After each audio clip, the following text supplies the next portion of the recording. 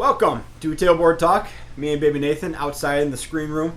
He was just sleeping, and then on this 100-degree day, the storm clouds came through, big loud thunder, and it woke him up. So I figured we would come outside, we'd knock out this Tailboard Talk real quick, and that would probably do a good job putting him back to sleep.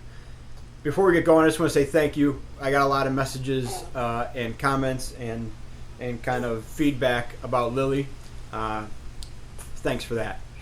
I also want to say thank you to those of you who wanted a free sticker. Those will be going out in just a few days here.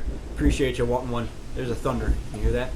All right, so this week's topic is going to be, I don't really have a good title for it, but I've had some really good conversations in the past week with some very opinionated people. And I'm very opinionated too, but my opinion is kind of more generalized. I do have some specific training things that I like to do and some specific ideologies in the training world, but for me, as long as what you're doing is enjoyable, not detrimental, and sustainable, then I really don't care what you do. And unfortunately, there's a lot of coaches out there, a lot of experts out there, whatever they are, that will completely disavow, completely disavow any other mentality, regardless of what is nutrition or training or lifestyle, that they don't agree with or they don't find value in. And they're pretty easy to spot because they'll say like useless, worthless, stupid when they're talking about the other stuff, basically implying there's no value whatsoever in the type of training that kind of collides with theirs. In my presentations, when I talk about training, I tell a story. And this story is probably 7 or 8 years old. We went down to Tampa to go see Raf Ruiz down in his gym because he was putting on a seminar.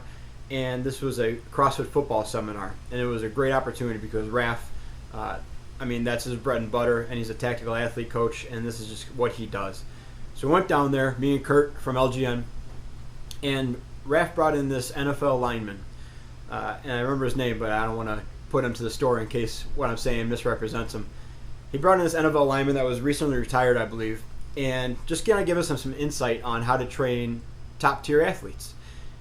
And while we were kind of at a break, there were some other coaches milling around, just kind of going over the equipment. We were in an awesome facility with all kinds of equipment, and they started talking about machines and how worthless and stupid machines are and how they would never use machines for their clients, and if you use a machine, it's a crutch, and you should be better than that.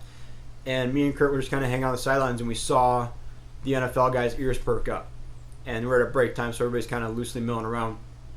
And when the group came back together, the NFL guy had some very strong opinions for these guys. And essentially what he laid out was, first of all, he made them repeat how boastful they were about not using machines. But then he would explain to them how when he played in the NFL, all he could use was machines. Because at the end of a game, his hands were so beat up and his shoulders were so bad and his knees hurt so bad, he was not going to use a dumbbell because he couldn't grab onto it. He wasn't going to do a barbell back squat because he couldn't get his hands back to it. So he used machines for a majority of the season. And basically said, does that mean I suck? Now this guy was enormous, right?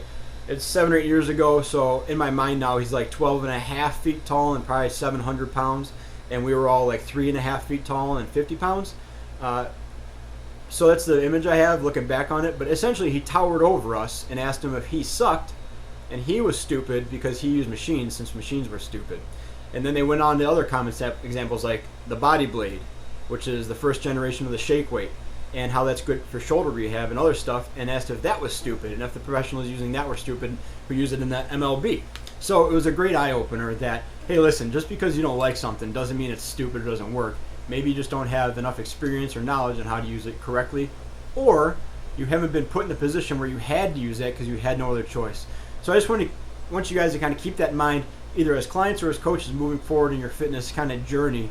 Don't discount anything unless you've had a long, long time to use it and decide if it's for you or not. And even then, it still has some value to somebody. Just remember that. Just because it's not for you or your clients, somebody needs that tool. And it's up to you to know how to use it correctly when they need it. Okay? Just a quick one, guys. I hope you enjoyed that story. I'm really enjoying these Tailboard Talks. I'm getting great feedback on them, so I appreciate that. Let me know anything else you want me to go over. Otherwise, I'll see you guys soon. And from me and Nathan, who is not quite asleep yet, be a 4-shifter.